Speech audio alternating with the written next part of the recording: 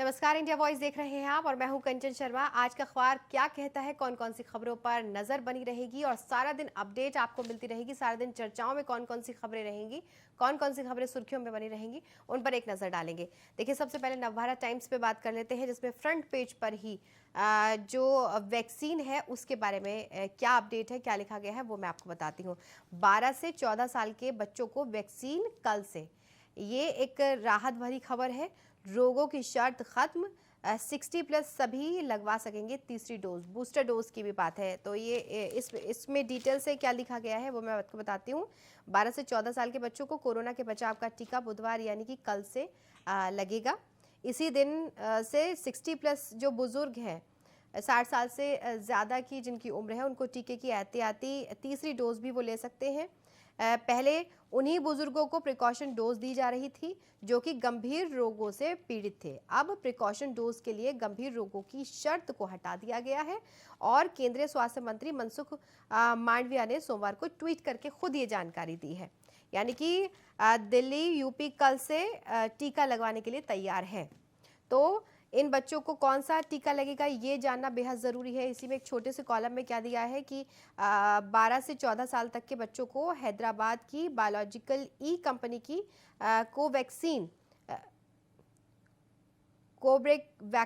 Vaccine लगेगी, जिसमें दूसरी डोज 28 दिन के बाद में लगनी है।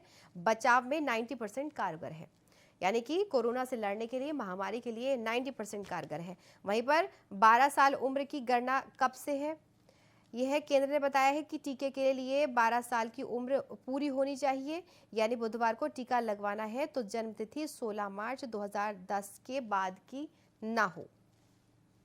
इसका भी विशेष तौर पर ध्यान रखना है। वहीं पर देखिए लिखा है कि गुड न्यूज़, इस गुड न्यूज़ का सभी को ने स्वागत भी किया है, सभी इस बात से खुश हैं। और स्कूल खुलने के बावजूद भी बहुत से पेरेंट्स अभी बच्चों को स्कूल भेजने से हिचक रहे थे, क्योंकि उनको यही मानना था कि बच्चों को क्योंकि बच्चों को पूरी तरह से इस बात में लापरवाही बरतते हैं, उन्हें ठीक से नहीं भी ध्यान रहता है कि मुंह पर हाथ नहीं लगाना है, मास्क प्रॉपर पहनना है, सोशल डिस्टेंसिंग कितनी रखनी है, तो बच्चों को इस बात का ख्याल नहीं रहता है। तो इसीलिए पेरेंट्स सबसे ज़्यादा घबरा भी रहे थे स्कूल भेजने के लिए। दिल्ली और यूपी में बुधवार को 12+ को टीका लगाने की तैयारी है, जिसमें देश में 14 साल से ऊपर के सभी किशोरों को 3 जनवरी को कोवैक्सीन टीका लगाना शुरू हुआ था और इसी आयु वर्ग के लोगों का टीकाकरण लगभग पूरा होने वाला है। स्वास्थ्य मंत्रालय ने कहा है कि केंद्र ने वैज्ञानिक से विचार विमर्श के बाद में 12 से 14 साल के बच्चों के लिए टीकाकरण शुरू करने का फैसला किया है। तो बड़ी और अहम खबर है, इस पर ये राहत की भी खबर इसको कहा जा सकता है। वहीं देखिए, एक छोटे से कॉलम में एक और चीज़ है कि क्या मोदी हथियारों में आत्मनिर्भर बनाएंगे।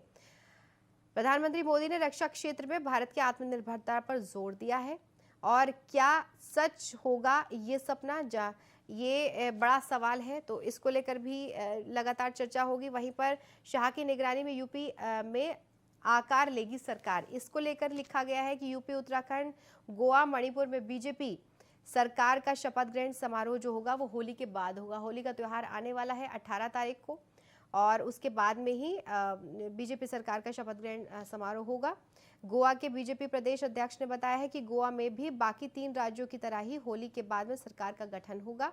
तो जो गठन होगा वो उसका इंतजार हालांकि सभी को है कि क्या रहेगा। बीजेपी ने यूपी में सरकार बनाने की प्रक्रिया के लिए गृह मंत्री अमित शाह को जिम्मेदारी सौंपी है। वहीं पर उत्तराखंड के लिए रक्षा मंत्री राजनाथ सिंह और विदेश राज्य मंत्री मीनाक्षी लेखी को पर्यवेक्षक बनाया गया है। गोवा के लिए ये जिम्मेदारी नरेंद्र सिंह तोमर और एल मुरुगन को भी दी गई है। मणिपुर में सरकार बनाने की प्रक्रिया की जिम्मेदारी निर्मला सीतारमण और किरेन रिजिजू को मिली है। तो ये खबर है, इस पर अपडेट आपको मिलती रहेगी, जो भी अपडेट है वो आप तक पहुंचती रहेगी।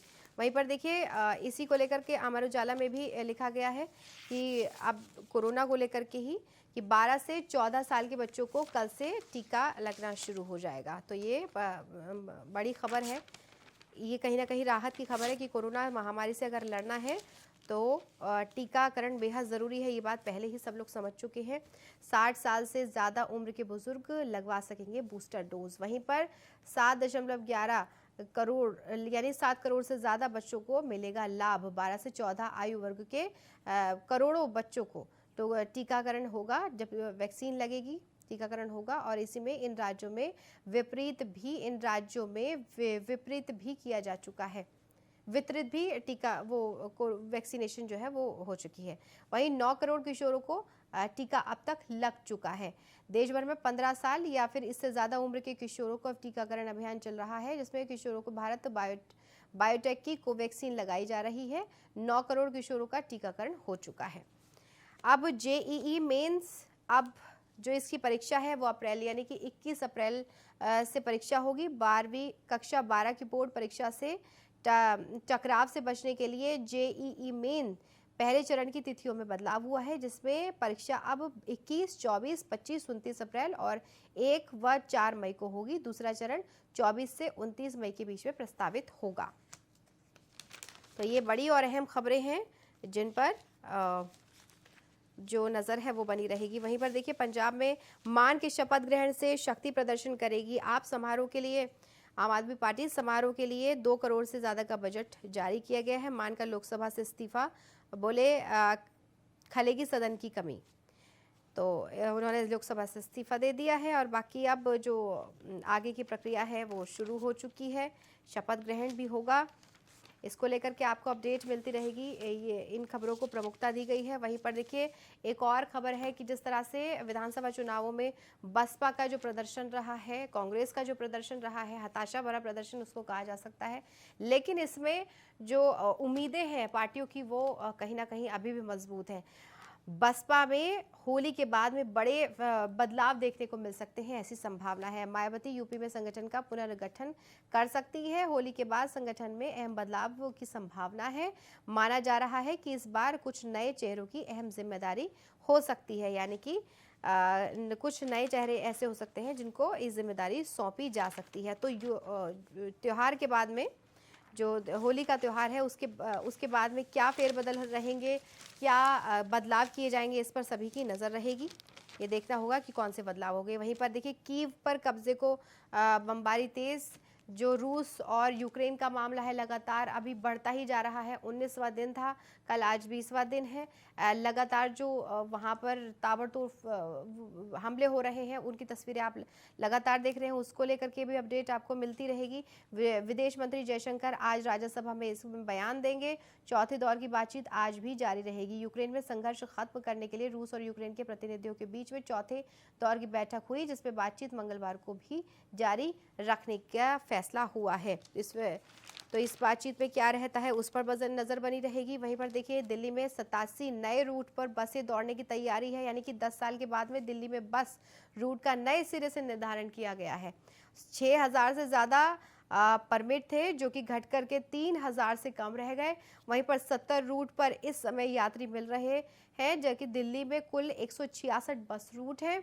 58% रूट पर मेट्रो की वजह से बसों में यात्रियों की संख्या कम हुई है। तो ये तमाम खबरें हैं जिन पर नज़र बनी रहेगी। वहीं पर देखिए, मंत्रिमंडल की बात हो रही है। योगी के मंत्रिमंडल पर दिखेगी 2024 की छाप। नए चेहरों से लोकसभा चुनाव के लिए सामाजिक समीकरण साधने का प्रयास होगा। तो मोटे तौर पर इसमें लिखा गया है कि मुख्यमंत्री योगी आदित्यनाथ होली के उल्लास को चटक करने के लिए गुरुवार को गोरखपुर जाएंगे और शाम होलिका दहन शोभा यात्रा एवं होली के दिन भगवान नरसिंह शोभा यात्रा में शामिल होंगे। इन दोनों यात्राओं में सूबे और गोरखपुर में भाजपा की जीत के जश्न का रंग भी पुरजोर रूप से घुला रहेगा। वहीं मुख्यमंत्री योगी आदित्यनाथ का नया मंत्रिमंडल इस बार पहले से कई मामले में अलग होगा, क्योंकि जो अभी तक कयास लगाए जा रहे हैं कि कुछ नए चेहरों को जिम्मेदारी मिल सकती है। इस मंत्रिमंडल पर मिशन 2024 की छाप स्पष्ट दिखाई देगी। क्या छाप रहती है वो देखने वाली बात होगी। वहीं पर एमएलसी चुनाव के लिए नामांकन आज से शुरू हो चुका है और 9 अप्रैल को मतदान और मतगणना 12 अप्रैल को होगी। इस पर नज़र बनी रहेगी। राष्ट्रपति रामनाथ कोविंद से कल योगी आदित्यनाथ ने मुलाकात की है, जिसकी तस्वीरें भी सामने आई हैं और इस खबर को भी प्रमुखता दी गई है।